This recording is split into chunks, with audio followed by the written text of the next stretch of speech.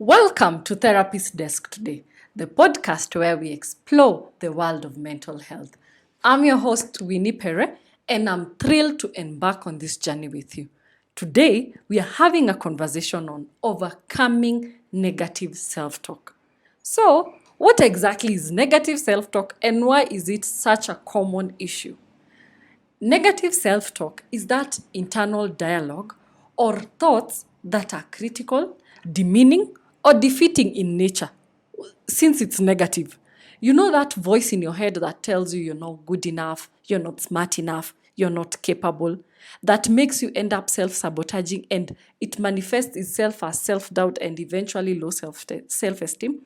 That negative self-talk can be reinforced by things such as expectations from the society, what the media is portraying, past experiences, and even interpersonal relationships.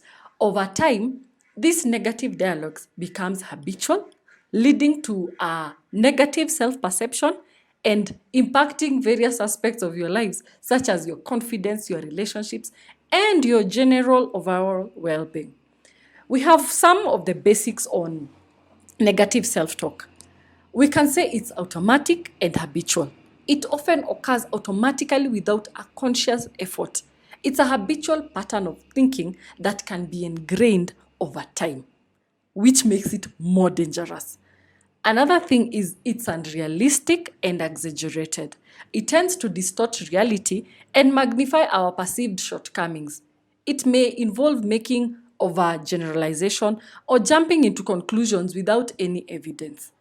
It impacts our emotions and behavior, where it leads to feelings of anxiety, depression, low self-esteem, shame. It can also influence our behaviors, causing us to avoid challenges, procrastinating, and you start engaging in self-sabotaging actions. Negative self-talk becomes a self-fulfilling prophecy as our beliefs about ourselves shape our actions and outcomes. If you constantly tell yourself you're not good enough, you may start to behave in a way to reinforce that particular belief, ultimately limiting your own potentials. You understand? It often perpetuates as a cycle of negativity, where our negative thoughts lead to negative emotions, which in turn reinforce more negative thoughts. Breaking this cycle requires conscious effort and intervention. When you're able to understand these basics, it can be able to help you become self-aware once that negative self-talk starts. And then you begin to challenge and reframe it in a more positive and realistic light. However, there are ways that you can do or strategies that you can use to be able to overcome that negative self-talk. The first thing you can do is challenge those negative thoughts. When you notice you are talking to yourself negatively, challenge those thoughts by asking yourself something like, is there any evidence to support this thought? Would I say this to a friend in this particular situation? Is there a more balanced and realistic way to think about this without criticizing myself? Do something we call cognitive reconstructing. Replace negative thoughts with more positive ones and realistic ones. Reframe negative statement into affirmations or statements of self-compassion. For example, I made a mistake, but does that mean I'm a failure? I can learn and I can grow from this experience. Focus on strengths and achievements. Remind yourself of your strengths, your talents, and your past successes. Keep a gratitude journal. It reflects on the things that you're thankful for and proud of. Celebrate your achievements, no matter how small they are. That will help you focus on the strengths and the achievements. They will help you remind yourself of what are my strengths, what are my talents. In the past, have I gone through this? Have I overcome it? Surround yourself with positivity. Spend time with supportive and uplifting people who make you feel good about yourself. This is a major one. Spend time with positive and uplifting people. Have you ever spent time with people and you're wondering, where did my energy go? What have I done to my energy? Limit time with individuals who bring you down or trigger negative thoughts. Limit time with people who say it's not working out, it is difficult, I don't know even where to go. Limit people who have a a perception of life that is deafening, that is draining, that is the people almost feel dead. Limit time with individuals who bring you down. Limit time with individuals who bring you down. And you need to be conscious enough with this particular statement. Most people don't realize that they hang out with people who bring them down. You're wondering, you've not paid attention that every time I spend time with this particular person, I'm not, in the evening, I'm questioning my worth. I'm questioning what I'm doing. Until the day you start paying attention is when you realize that this person's energy is not giving. Pay attention to the people who trigger negative thoughts. Pay attention to the people who start making you question your worth. Surround yourself with positivity. Look for people who are supportive. Engage in activities that bring you joy and fulfillment. Yes, it's not everyday fun and games, but at the end of the day can be fulfilling. Engage in activities that bring you joy and fulfillment. This is one thing that helps clear depression. Fulfillment. Once you look through your day, you're able to say that today was fulfilling. Today I was productive. But are you going to be able to be productive once you've surrounded yourself with people who are triggering your negative thoughts, people who are reminding you that you've been depressed, you've been this, you've been that, you failed here. Are you going to, once you spend more time with those people, and every time a negative thought is triggered, a negative memory is triggered, you won't be able to move past the negative self-talk. Set realistic goals. Break those goals into smaller ones. Make them more manageable. It's called setting yourself up for success by setting achievable goals and celebrating progress along the way. You can put this big goal, and then it remains as a big goal because it's too big up there. Yes, we are told to set things that are even as they're scaring us. But what is it doing to you? Set that big goal. Then break it down to small ones. Don't look at your year review in December. No, break it down into months. Focus on what you can control. What can I control? Is this one working? Is this one not working? Take proactive steps towards your goals. Once you know that this year, 2024, I want to do this and that, one thing you can do is write that major goal. The next step, small breakable goals, is know that in this particular month, I want to do this towards my goal. Take proactive steps because you're going to make one big goal and then put it there and then don't break it down. And then what happens? You start feeling like a failure.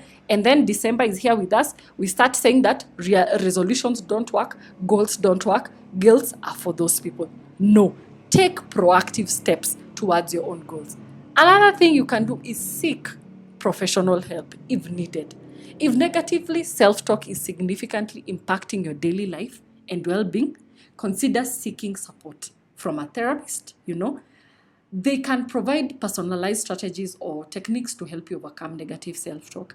And then they can also help you develop a more positive mindset. Remember, overcoming negative self-talk is a process. It takes time and it takes effort. Overcoming negative self-talk is a process. It starts from being self-aware enough to know that I actually self-sabotage. It takes being self-aware enough, knowing that what is limiting me, the battle is in my own mind. It takes being self-aware enough to know that I myself, I am the one who's not looking back and seeing that I actually overcame this. I am the one who's not noticing the energy that is around me. I am the one who is not challenging those negative self-talk. I am the one who's not asking, do these thoughts have evidence? Would I speak like this to my own friend? If my friend came to me for advice, is this what I'd do to them? Is this what I'd tell them? You are the one who's not self-aware enough to know that, is this a balanced and realistic way? How can I do this without criticizing myself? Yes, yesterday I didn't do well. Today I am struggling. But should I sit there? Does that make me a failure? I like the statement that I said above. I have made a mistake. But does that label me as a failure? So remember, Overcoming negative self-talk is a process. It takes time. The time and the process is in recognizing that I am actually struggling with self-sabotaging behavior. I am shortchanging myself. Be patient with yourself and practice self-compassion along the way. We are compassion with everybody else other than ourselves. We say that everybody is doing well. So and so has managed to be going to the gym daily. They're doing well. They're up to date with their business. Their career is doing well. They have a good job. But do you take a minute to practice self-compassion on yourself and say that, you know what, I was late today, but today, the next day, I'll be early. I actually had my alarm today. I have taken good breakfast. Today, I did my steps. Today, I put my phone away and I was more productive. Are you being self-compassionate with yourself along the way? It is one thing that will help curb depression, because depression is in the looking of, I have no purpose and I have no this, But be self-compassionate. With consistent practice and perseverance, you can cultivate a more positive and empowering inner dialogue. You are your own audience when you're having these talks. So, have empowering inner dialogues. Give your inner self a good dialogue. It's not everyday criticism. It's not everyday I can't. It's not everyday I am this, I am that. No. Challenge yourself and say, you know what? I actually did well. You know what? I look good today. You know what? I made it to work on time. You know what? I will work on this and I will work on that and I will be better each day as they come. Today, try this. Try having an empowering inner dialogue. Try having a positive inner dialogue. Once you sit in your own thoughts, make that dialogue with yourself worth. Make it something that if you are put on speaker, people would actually want to hear what you're saying. You will not be spitting negativity. You will not be spitting self-criticism. No, let it be. Make your own inner dialogue a place where anytime you'd want to, even you enjoy sitting with yourself because you like what you say to yourself. All right. Thank you for listening to our podcast. We hope you've enjoyed and learned something new. If you liked what you heard, consider subscribing to our podcast and leaving a review on your favorite podcast platform. Your feedback helps us improve and reach more listeners. You can also follow us on our social media at Nasieko Therapy to stay up to date with our latest episode. We appreciate your effort and support and look forward to sharing more content with you soon. Bye.